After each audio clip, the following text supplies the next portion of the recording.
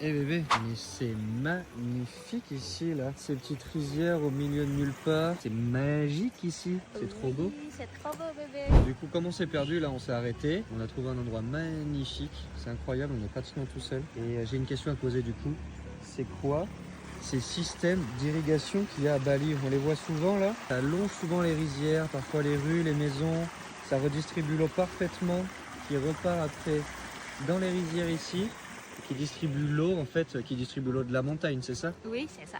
Mais tu peux nous en dire plus? Tu peux nous donner un peu d'explication sur ce système d'irrigation, bébé? Ça là, ça s'appelle subak. C'est le système d'irrigation traditionnel à Bali. Mais attention, c'est pas juste une technique, c'est une organisation sociale et même religieuse. Religieuse? Non mais attends, tu veux dire qu'en fait l'eau ici à Bali, c'est la religion qui la gère en gros? Oui, en fait, chaque subak regroupe toutes les rizières qui sont arrosées par un même canal. Les grosses décisions comme ouvrir et fermer l'eau se prennent collectivement. On tombe de l'eau. C'est lié à la déesse de riz. Et chaque étape du riz correspond à une cérémonie. Ok, donc en fait quand on voit les paysans comme derrière là qui sont en train de travailler, en fait chaque étape c'est une sorte de rituel en fait, c'est ça? Oui, c'est ça. Il y a 9 grandes étapes. L'ouverture de l'eau, l'inondation de terrasse, la plantation, la purification de l'eau, la moisson et enfin les dépôts de riz. Chacune de ces étapes s'accompagne de faune et de prières. Waouh, ça c'est incroyable. Ça, tu vois, je savais qu'il y avait un truc derrière le Subak qui était classé au patrimoine mondial de l'UNESCO, que c'était un partage de l'eau et tout ça, mais que c'était aussi profond, je savais pas. Donc en fait, c'est pas juste de l'agriculture, en fait, c'est un mélange de nature, de religion et même de politique locale au final, c'est ça?